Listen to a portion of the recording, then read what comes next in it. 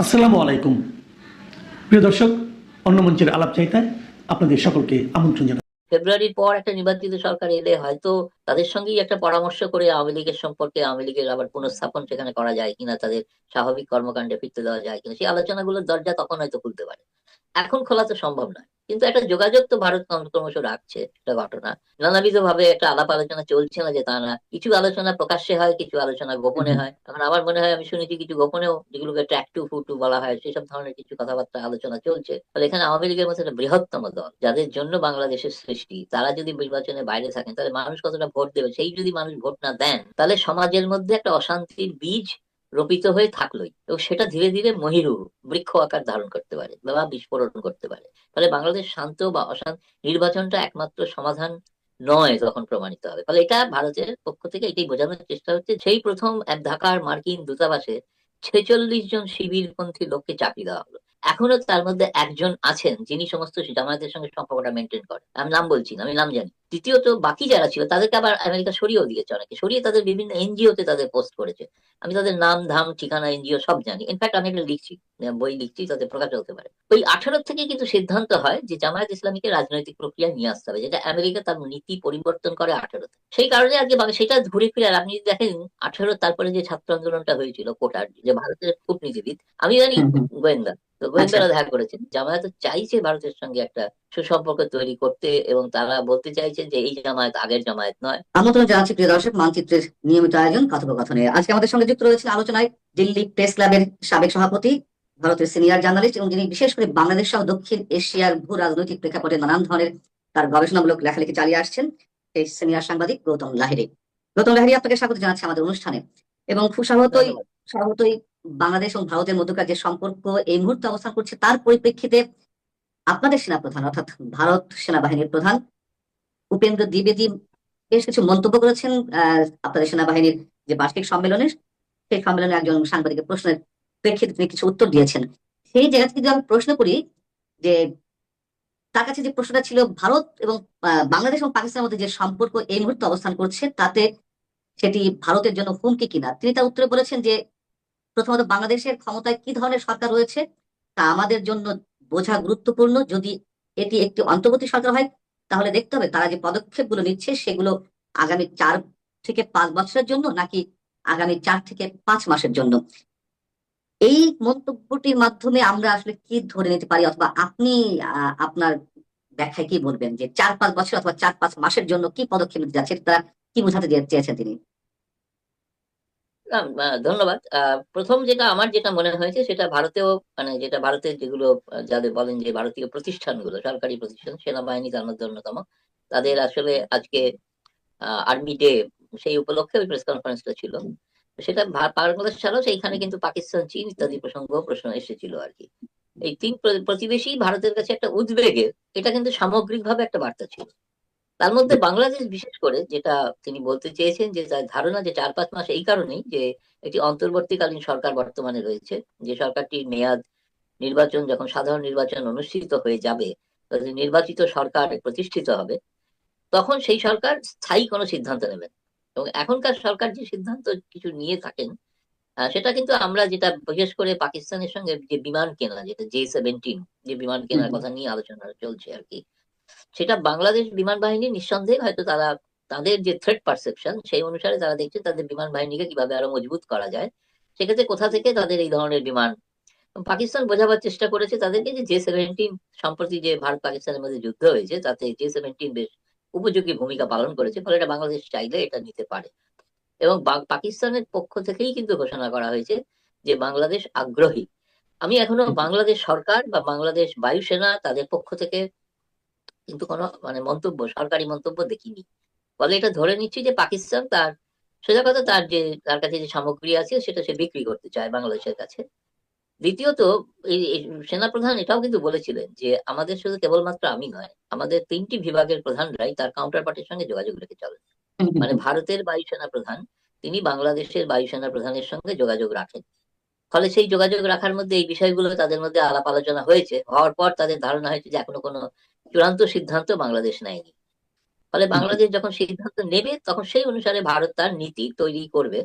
এটা তিনি বোঝাতে চেয়েছেন লং টার্মের জন্য ধরি না হচ্ছে বাংলাদেশে একটা নির্বাচন হবে, ফলে সেই নির্বাচনের পর সেই সরকার যদি এই সিদ্ধান্তকে নিয়ে তারা এগোতে চায়, কন্টিনিউ করে, বা আগামী 4-5 বছরের কথা যেটা বলা হলো, একটা সরকার স্বাভাবিক 5 বছরের জন্য থাকবে, তো তখন ভারত তার নির্দিষ্ট নীতি রূপায়ণ করবে। এর সঙ্গে আমি যেটা একটু বাড়তি তথ্য যেটুকু আমি শুনেছি বা জানি সেটা হচ্ছে যে বাংলাদেশের ন্যাশনাল জাতীয় নিরাপত্তা উপদেষ্টা আমেরিকা গিয়েছে।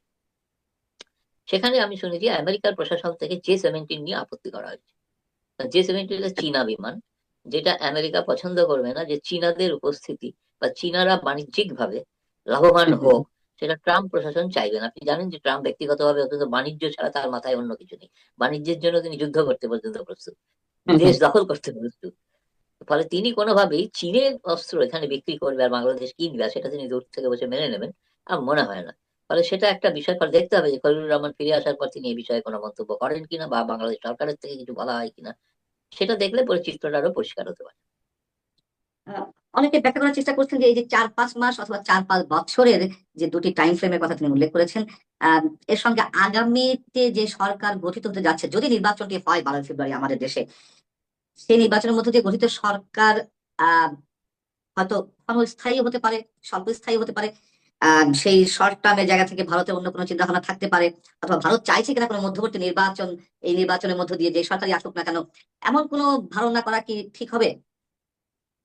না, ভারত যেটা চায় যত দ্রুত সম্ভব একটি অবাধ, নিরপেক্ষ, শান্তিপূর্ণ এবং সকলের অংশগ্রহণের মাধ্যমে একটি নির্বাচন হোক, এবং সেটা যত দ্রুত হয়। কিন্তু এখন দেখুন ভারতের তরফ থেকেও যদি দেখেন, আপনি যদি বলেন কূটনৈতিক শিষ্টাচার, সেই হিসেবে আমাদের পররাষ্ট্রমন্ত্রী গিয়ে তারেক রহমানের সঙ্গে দেখা করেছেন, তিনি ইউনূসের সঙ্গে দেখা করেন। অন্যভাবে উপদেষ্টাদের সঙ্গে, দুজন উপদেষ্টার সঙ্গে, এই ন্যাশনাল সিকিউরিটি অ্যাডভাইজার এবং আপনার আরেকজন উপদেষ্টা, তার সঙ্গে আইন উপদেষ্টা। আহ, আইন উপদেষ্টার সঙ্গে তার সাক্ষাৎ হয়েছিল আর কি। তো এছাড়া তিনি কিন্তু প্রধান উপদেষ্টার সঙ্গে সাক্ষাৎ করেননি, সাক্ষাৎকার চাননি। ফলে স্পষ্ট ভাষায় কিন্তু এটা ভারতের থেকে একটা মানে বার্তা যে ভারত চায় একটি রাজনৈতিক দল ক্ষমতায় আসুক, সেটা তারপরে বাংলাদেশের মানুষ যাকে চাইবে। দুই, আহ এরপরেও দেখেছেন আপনি ভারতের হাই কমিশনার প্রণয় বর্মা তারেক রহমানের সঙ্গে সাক্ষাৎ করেছেন, এবং যেটা আমি শুনেছি যে ভারতে আগামী 26শে জানুয়ারি প্রজাতন্ত্র দিবস উপলক্ষে বাংলাদেশে ভারতীয় হাই কমিশনে যে উৎসব হয়ে থাকে, সেই উৎসবে তারেক রহমানকে আমন্ত্রণ জানিয়েছেন।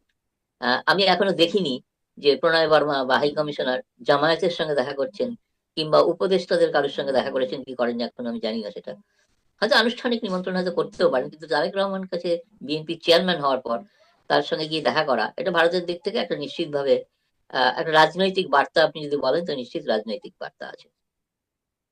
আম, আমরা তো এটাও শুনেছি রয়টার্সের খবর অনুযায়ী যে জামায়াতের আমির ডাক্তার শফিক রহমানের সঙ্গে ভারতের দুজন কূটনীতিক দেখা করেছেন এবং সেটি গোপন রাখার কথা বলা হয়েছিল।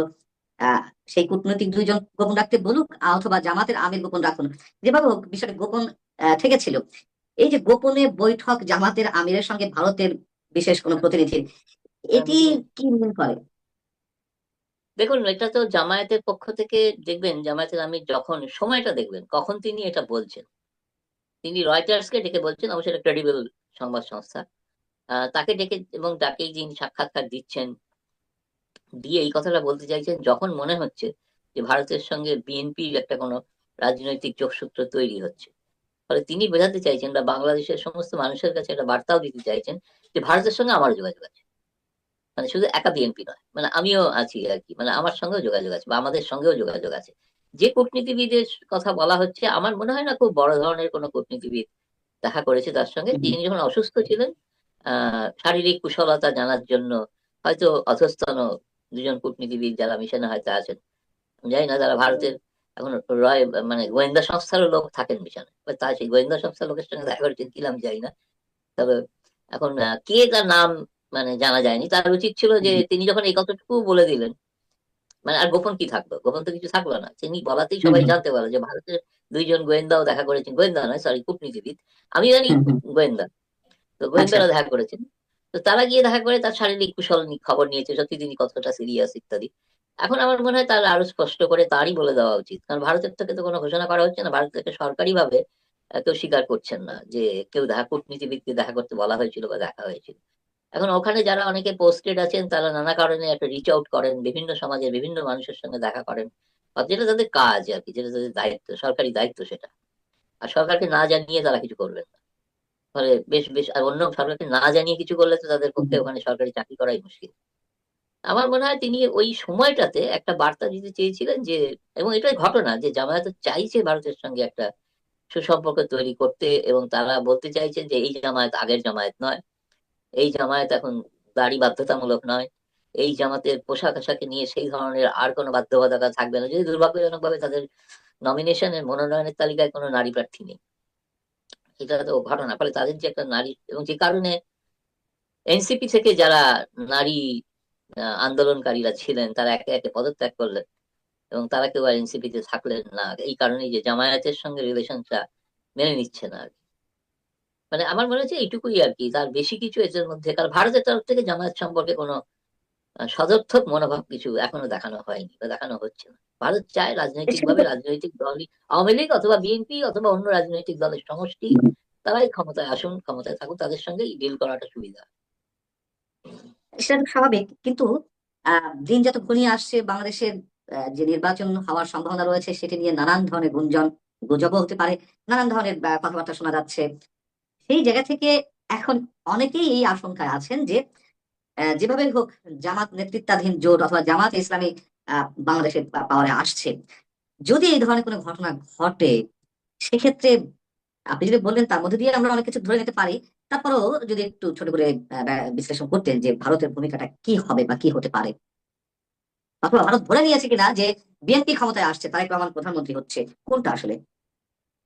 না, এখন স্বাভাবিকভাবেই যেটা ওখানে একটা ধারণা যে বিএনপি বৃহত্তম রাজনৈতিক দল, তারা মানে আওয়ামী লীগের পরে, ফলে তাদেরই ক্ষমতায় আসার একটা সম্ভাবনা আছে। এটা তো কোনো, জয়শঙ্কর ফিরে যাওয়ার পর একটা কথা বলেছিলেন যে বাংলাদেশের ব্যাপারটাকে আমি বুঝছি আমার কমন সেন্স দিয়ে, মানে হুম। কূটনীতির ভাষা নয়, তিনি বলেছেন কমন সেন্স। তো কমন সেন্সে মনে হয়েছে হয়তো যে বিএনপি ক্ষমতায় আসার সম্ভাবনা বেশি আর কি। আমি বিএনপি ক্ষমতা তারেক রহমান, আর যদি আসে তাদের প্রধানমন্ত্রী তারেক রহমান হবেন এ বিষয়ে তো কোনো সন্দেহ নেই। কিন্তু হুম। ধরুন আপনি যে প্রশ্ন করলেন যদি জামায়াত, একটা ঘটনা আগে তো মানে আমি বলে রাখি, সেটা হচ্ছে এটা ঘটনা যে বাংলাদেশের 80% মানুষ বুদ্ধিজীবী, অনেকেই বিশ্বাস করেন না যে নির্বাচনটা হচ্ছে, এটা ঘটনা। কিন্তু খালি সরকারের পক্ষ থেকে বারবার বলা হচ্ছে যে নির্বাচন হচ্ছেই, এবং নির্বাচন না হলেও কিন্তু এই সরকার একটা ব্যাপারে খুব দৃঢ় চেতা মনোভাব নিয়ে চলছেন, এবং দেখাও যাচ্ছে, এটা হচ্ছে গণভোট। ভোট হোক বা না হোক, গণভোটটা হতেই হবে।